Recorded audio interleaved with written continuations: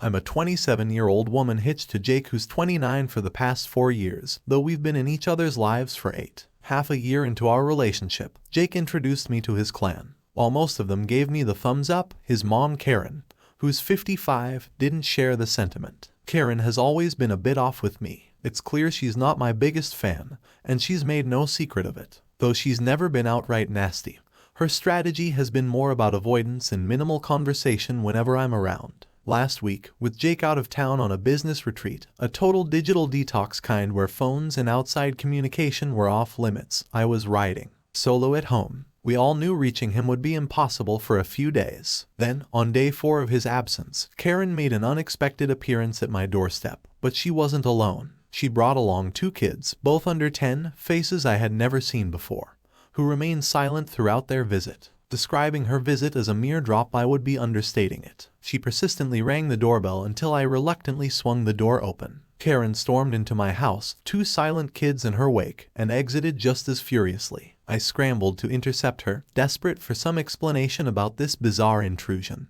But she was already peeling away in her car before I could utter a word. There I was, stranded with 2 kids who seemed to have taken a vow of silence around me. Attempts to coax out their identities or any hint of their parents were futile. They might as well have been mute in my presence. The thought to call CPS crossed my mind, but something held me back, a gut feeling that these children were somehow linked to my husband's family. Somehow, I couldn't place it, but both the kids looked familiar to me for some reason while I was trying to figure out why they seemed related. So that's why I didn't call CPS and instead chose to call my husband. I told the receptionist at their resort that I needed to speak to my husband, urgent, late, and within a few minutes I was on the phone with him explaining everything that had happened. Jake dropped the bomb he'd be back in just a few hours and clicked off. There I was, stuck in a silent standoff with these mystery kids until he could make his grand return.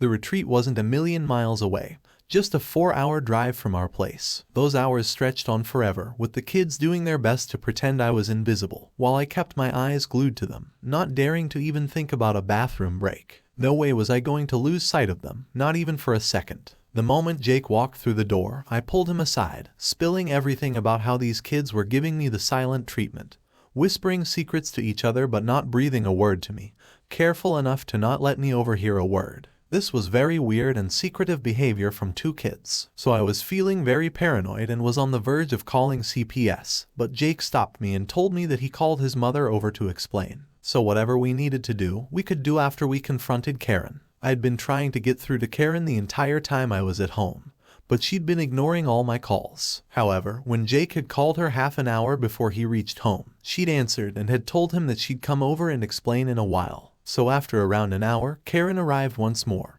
and this time, she had a lot of other people with her too. When Karen showed up, it was like she decided to bring the entire cavalry, my father-in-law, Jake's older brother who's 32, and his wife included. I was baffled by her decision to turn our doorstep into a family reunion, especially with the added mystery of the kids. Everyone's faces mirrored my confusion. Jake, however, stepped up to the plate, confronting his mom directly about the kids, who by this point were practically shrinking into the furniture with anxiety. It was clear as day that Karen's presence was what was sending them into a state of panic. The moment Jake questioned his mom about who these kids were, she dropped a bombshell claiming they were mine without a hint of hesitation. I was floored. What was all I could manage? After all, Jake and I had been clear about our child-free stance with the distant possibility of adoption down the line. This was a curveball I hadn't seen coming. It had always been the deal, so I was shocked at Karen's allegation and so was the rest of the family. Jake told her to cut it out because obviously we thought that she was joking.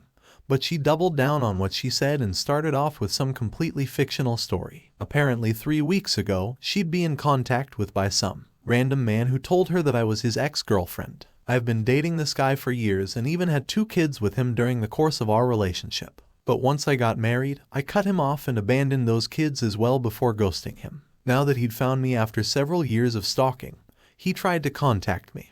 But I just blocked him again, so he'd been left with no other option but to contact my family. Turns out, Karen was the grand architect behind this mess. She claimed the kids had been left with her by their supposed dad, who pegged me as the mom. Her goal, to expose me as a cheater and a liar in a dramatic family showdown. As she spun this wild tale, I was speechless, my jaw practically on the floor. while she wove her elaborate web of deceit. After her tirade, Karen laid down her next bombshell to Jake, insisting that since these were allegedly my kids, it was now our responsibility to take them in and raise them, given their dad had apparently abandoned them. Jake, seeing right through her facade, outright rejected her claims and demanded she take the kids and leave, confident in his belief that she was fabricating the entire story. Despite Jake's firm stance, the rest of the family wasn't as quick to dismiss Karen's narrative, leaving us caught in a whirlwind of disbelief and family drama. They did think that my mother-in-law was telling the tea Karen and so insisted that we take care of them. Well, maybe they did know that Karen was lying, but just didn't want to take up the responsibility of raising two random kids, and so they were pushing them onto us. There was a lot of shouting and yelling during the argument that came next, and eventually Jake told them that we'd keep the kids with us for just a day for their sake. But after that, if Karen didn't come and take them, then he'd call CPS. All of this time the kids were in the room with us, but as soon as CPS was mentioned, they ran to another room and somehow managed to lock themselves in while screaming in terror that they didn't want anyone to come and take them away. Seizing the moment, my in-laws made a swift exit, leaving Jake and I to deal with the kids, who were understandably shaken by the whole ordeal. We spent the next 30 minutes doing our best to soothe their fears, reassuring them that no one was going to snatch them away. Gradually, they began to open up to us, a small victory evidenced by their willingness to communicate and the red tear-streaked eyes that greeted us when they finally felt safe enough to look at us. We managed to settle them into the guest room for the night, tucking them into bed before retreating to our own room, utterly drained by the day's chaos. That night, Jake and I barely exchanged words. The exhaustion was too profound, leaving us to fall into a restless sleep without unraveling the day's mysterious events. It wasn't until the next morning, after catching our breath, that we could finally sit down and contemplate our next steps concerning the kids. We couldn't take care of them forever because that had never been in the cards anyway, but we couldn't call CPS either because apparently they were terrified of that idea. While we were brainstorming, Jake said something about how it would help so much if there was some proof that Karen had brought the kids here. Finally, when he said that, I was reminded of the security footage from the cameras that I'd installed outside in the panic and hubbub of the previous day. I'd completely forgotten about the security cameras and that I could actually use that footage to prove that Karen had brought the kids here. Honestly, the security cameras around our house had become more of a forgotten relic than a tool we actively used. It hadn't even crossed our minds to check them until Jake brought it up.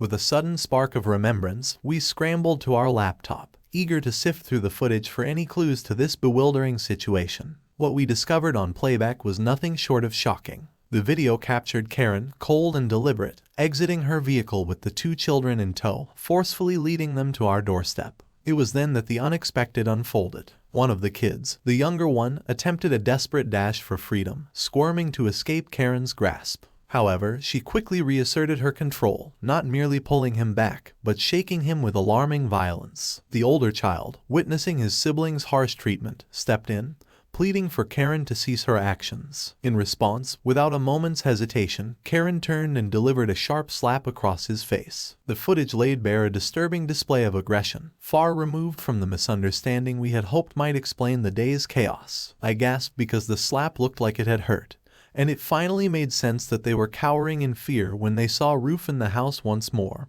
when she came by to argue with us. Jake was just as shocked as I was, and we realized that the reason that the kids hadn't been speaking had probably also been because of Karen. She'd instructed them not to talk, and that's why they kept to themselves. We realized immediately that something fishy was going on and wanted to call the cops or CPS, but the kids' terrified faces when we mentioned them the previous day were haunting us, so we didn't. Instead, we called a friend of ours who was a cop and informed him about what was going on. And he's the one who advised us to post this security footage on our social media. For one, it would help us prove that it was Karen who'd brought the kids along with her. And secondly, the kids were definitely not ours. But whoever's kids these were, they might be looking for them. Karen wasn't a kidnapper, and she definitely wouldn't have abducted two kids if she'd taken these kids away from someone and they'd given them up. The revelation from the security footage hinted at a darker reality, that the kids' actual parents were likely entangled in something dubious and were probably evading the law. In light of Karen's attempt to frame me, Jake and I felt we had no choice but to share the footage online, not out of expectation for a resolution, but to clear my name from the accusations Karen had orchestrated. We uploaded the video of Karen forcefully leading the kids to our door, and it wasn't long before our community reacted. My brother-in-law extended an apology, recognizing the gravity of Karen's actions, though Jake's father stayed silent, siding with Karen. Karen's only response was a threat to sue us for defamation unless we took down the video, a challenge we met head-on, refusing to be intimidated. Karen has yet to follow through on her legal threats, and in the meantime, the kids have settled in a bit, sharing their names but remaining tight-lipped about anything more personal. The silence from other family members lingered until yesterday, when my father-in-law finally reached out. I had half expected an apology, but the call was anything but. But when we answered, he was screaming at us for ruining his marriage, and that we were the reason he was going to have to get divorced at his age. Neither of us had any idea what he was talking about, so we called Jake's brother instead, who told us to, after we posted that clip online.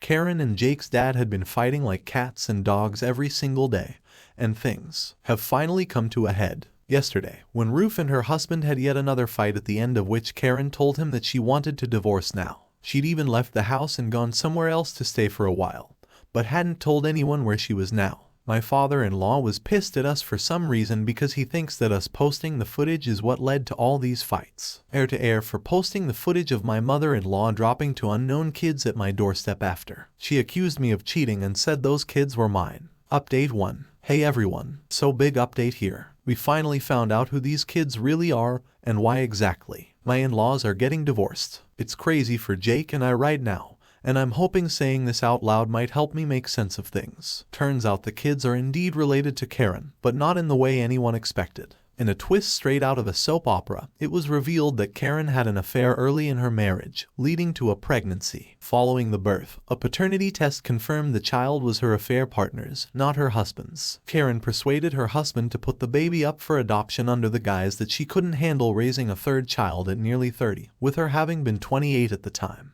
Karen's husband, torn but ultimately acquiescing, agreed to the adoption, believing Karen's argument that as the primary caregiver, it wouldn't be fair to burden her with a child she wasn't prepared to raise. Behind his back, Karen facilitated the adoption of her daughter, born from the affair, when the baby was just 6 months old. Karen continued her affair until her lover passed away from a stroke 2 years prior, effectively deceiving her husband for over 28 years. All the while, she maintained contact with her daughter, the mother of the 2 children aged 5 and 7, left on our doorstep. That's also why the kids looked so familiar, because they had the same dark hair and eyes that my mother-in-law and her daughter had also inherited from her. Her daughter had never been married and had both these kids with her boyfriend. But her boyfriend had dumped her about 2 months ago and now she was struggling to make ends meet. Unfortunately, Karen's daughter had a drug problem and so did her boyfriend. So her grandkids have grown up in fear of anything to do with the law, and recognize the word CPS or cops very well because of the fear they associated it with. Thanks to Karen's threats, whenever she would visit her daughter, Karen would constantly threaten to call CPS on them and have their kids taken away. But her daughter and her boyfriend would beg her not to do anything of the sort and managed to evade it every time. And they'd even train their kids to run to the other room and cry whenever she would say those words, which is something I would personally witness the other day. However, after her breakup, her daughter's drug problem had become worse due to the grief and she was barely functioning anymore. Karen's daughter was in dire straits, unable to care for herself or her children, and hadn't been to her job at the local grocery store for weeks, eventually leading to her termination. With no income and dwindling resources, Karen faced a grim reality. Her daughter and grandchildren were in a crisis. In a desperate move, Karen left the children with me and Jake, and checked her daughter into rehab, a decision that forced her to reveal the long-concealed to Karen to her husband.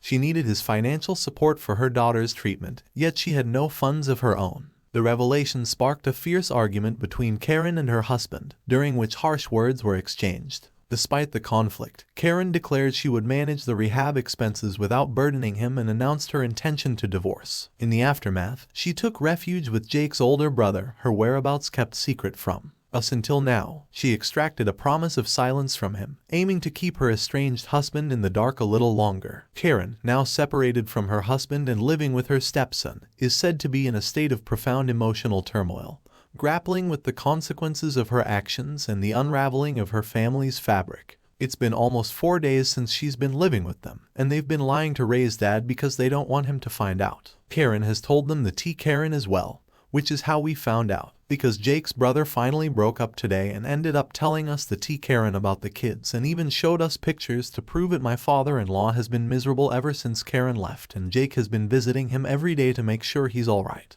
The kids are still with me and they're doing a lot better, but still refuse to talk about their parents, which now I understand it sucks for them, but I have decided to take care of them until their mother is out of rehab. Or at least I have a better place to go to update to. So it's been 2 weeks since my original post, and my in-laws decided to get back together today. Officially, the divorce is off now. They made up a few days ago when Jake's dad went over to visit his oldest son to ask if they'd been in touch with Karen and found her there. They talked about everything and Karen convinced him that she'd only loved the other guy, her former partner in the initial years. But after that, her life had been all about her husband. She'd only been in touch with him because of their daughter and no other reason, and he believes her. He's decided to give her another chance and work on their marriage for real this time. Navigating this family saga leaves us in a peculiar spot, caught between concern and the realization that ultimately, these are not our burdens to bear. Jake is equally perplexed, grappling with the weight of familial ties versus the need for boundaries. At my urging, we've decided against confronting his parents about the unfolding drama. They are adults after all, navigating their own complex journey. My feelings towards Karen remain unchanged. Distrust and disapproval color my perception of her. For the sake of our peace, Jake and I agree that minimal contact with her is best for now. The children, unexpectedly thrust into our lives, will soon leave our care. Jake's brother has stepped up to take them in, a decision prompted by my imminent return to full-time work as a teacher. Despite the initial silence regarding their parents, the kids gradually warmed up to us, sharing bits and pieces of their world.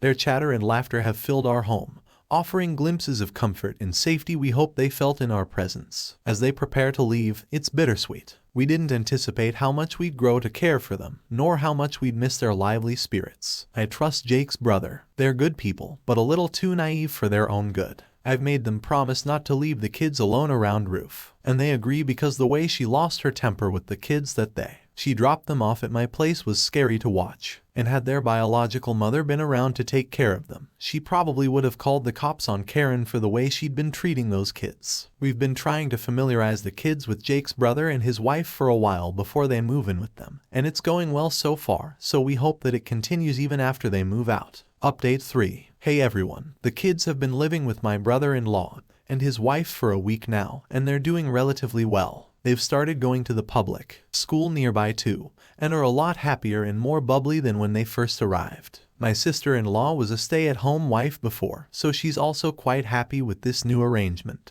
Jake and I have been in no contact with Ruth ever since the day she dropped the kids off at my place and accused me of being a cheater when she's been the actual cheater all along. We can forgive the cheating, but we cannot forgive the very intentional attempt to ruin my marriage and dump her grandkids onto me. She could have gone to my brother-in-law if she really cared about the kids, but she cared more about ruining my image and marriage. So she came to me first. I'm lucky that Jake is a trusting husband and a good man who didn't just believe his mother blindly while she was saying all those things about me. Our marriage is hanging by a thread, and honestly, it's a miracle we're still together. Jake's still talking to his dad, who's in turmoil over choosing to stick with Karen despite her cheating spree. Jake's torn up about it, wishing he could step in but knowing it's not his place, especially since I'm dead set against stirring more drama. He's fuming over Karen's actions, labeling her as possibly the worst mom ever, a title she's earned by letting down all her kids as adults. Jake's itching for a showdown, but I'm putting my foot down. No confrontations. As far as I'm concerned, Karen might as well be a ghost. I want nothing to do with her. No calls, no visits, no updates. She's cut off. She's a nasty piece of work who's tried to ruin my relationship with my husband and in-laws once already, and I'm not about to let her do that once again. My father-in-law has since apologized to me for not believing in me when Karen made up that story about me and for blaming Jake and me for posting the footage of Karen mistreating the children. But I don't buy it. I don't think someone can just change their mind overnight, and I don't want anything to do with him either. Jake can keep in touch with him, but I don't think I'll be attending any holiday parties hosted by my in-laws anytime soon. Update 4. So it's been a little over 3 months, and my half-sister-in-law, Karen's other daughter, was finally released from rehab 2 weeks ago. The saga continues with my brother-in-law and his wife stepping up as foster parents to the kids, a setup that's looking like a long-term commitment. Why? Because Karen's other daughter, despite being the biological mom, isn't ready to take on the mantle of parenthood. And here's where it gets even more bizarre. She's shacking up with Karen and my father-in-law, turning their home into a live-in reminder of past infidelities. To me, the whole arrangement is unfathomable. I don't possess the monumental capacity for forgiveness that seems to run in their family. Or perhaps I'm just too principled to overlook Betcha Keel. The idea that this setup is somehow functional for them boggles my mind. As for us, we're maintaining our distance, a decision made easy by Karen's inexcusable actions. She's persona non grata in our lives, and we intend to keep it that way. She's tried several times to reach out to Jake again, but my husband loves me too much to even consider speaking to that woman again. But I love him for that. Jake's also been telling me that the kids are probably going to get adopted by his brother soon enough because they've grown too attached to the kids. And since their father doesn't want them anymore and their mother isn't capable of raising them, it'll probably be easier for them to get custody as well. No legal steps have been taken yet, but I'm crossing my fingers they secure custody of the kids soon. Honestly, it's the best outcome those kids could hope for given the circumstances.